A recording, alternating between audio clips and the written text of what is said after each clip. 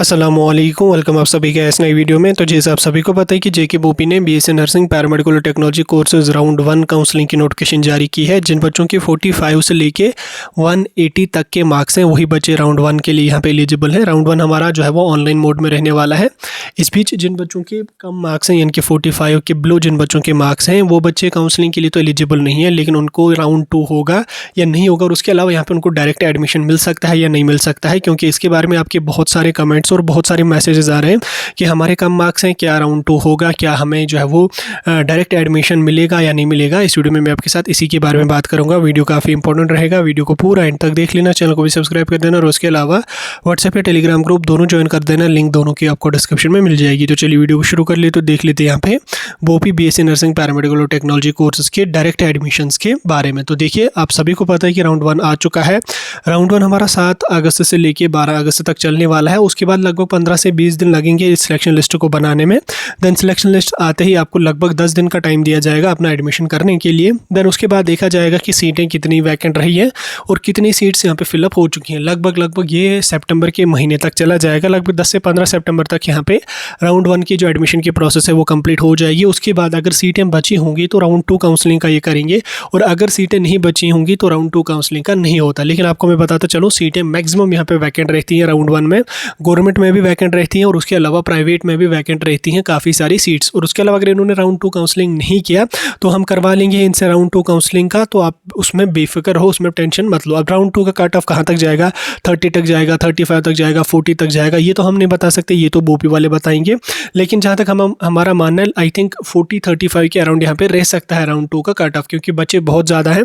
लेकिन कोशिश करेंगे कि 30 तक कट ऑफ जाए या 25 तक कट ऑफ जाए। 25 तो बहुत कम है, लेकिन 30 तक तो एटलीस्ट जाना ही चाहिए ताकि मैक्सिमम बच्चे पार्टिसिपेट कर पाएँ। उसके अलावा आप सभी को पता है कि इस बार जो है वो जम्मू कश्मीर में कॉलेजेस को डायरेक्ट एडमिशन करने का भी यहाँ पे एक्सेस दिया हुआ है, ठीक, जम्मू कश्मीर की अथॉरिटी की तरफ से।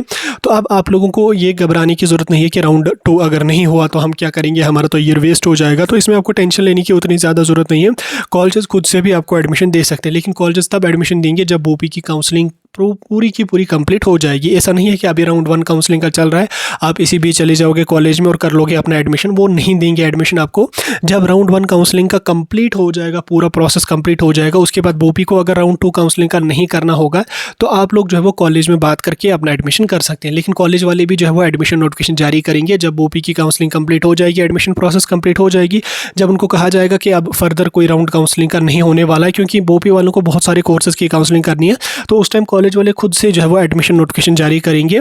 तो बोपी तो आपने ऑब्वियसली दिया हुआ होगा, ठीक, मेरिट आपका जो बनेगा वो 12th के मार्क्स के अकॉर्डिंग बनेगा। तो उसी के अकॉर्डिंग आप लोगों को जो वो सभी प्राइवेट कॉलेजेस में एडमिशन मिलेगा। गवर्नमेंट में तो मुझे नहीं लगता कि सीटें यहाँ पे उतनी ज़्यादा बचेंगी, लेकिन हाँ अगर किसी कॉलेज में बच गई होगी सीट तो वो डायरेक्ट एडमिशन के थ्रू वो फिल वहाँ पे कर सकता है। तो उसमें आपको टेंशन लेने की ज़रूरत नहीं है।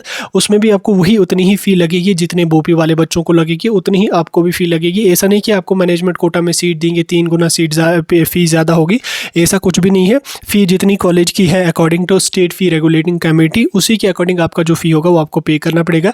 या जो बोपी के थ्रू बच्चे जाएंगे उनको जितनी 70,000 80,000 जो भी फ़ी होगी वो देंगे, वही आप डायरेक्ट एडमिशन वाले बच्चे भी यहाँ पे ले सकते हैं, ठीक। इसलिए अगर आपके मार्क्स कम आ रहे हैं तो आप उतना ज़्यादा डिमोटिवेट मत हो जाओ, उतनी टेंशन मत लो। आप एक्सेस से कॉलेजेस को खुद से एडमिशन करने को, और प्राइवेट कॉलेज कर लेंगे खुद से एडमिशन, क्योंकि उनको पिछले 3 सालों से मैक्सिमम सीटें वैकेंट रहती हैं और काफ़ी नुकसान उनको यहाँ पे उठाना पड़ता है, ठीक। तो आप पेशेंस रखें, थोड़ा सा आप वेट करें, थोड़ा सा। अब आपका स्कोर कम है तो कुछ कह नहीं सकते हम कि आपको बुला ही लेंगे काउंसलिंग में। स्कोर अगर आपका अच्छा होता, 45 के अबव होता, तो आप राउंड 1 में पार्टिसिपेट कर पाते, लेकिन स्कोर कम था, फिर क्या कुछ उसके पीछे का रीज़न था उसको तो हम डिस्कस नहीं करेंगे। तो आप डीमोटिवेट या टेंशन लेने से कुछ यहाँ पे होने वाला है नहीं। तो अब आपको थोड़ा सा 1 आधा महीना तो वेट करना ही करना पड़ेगा।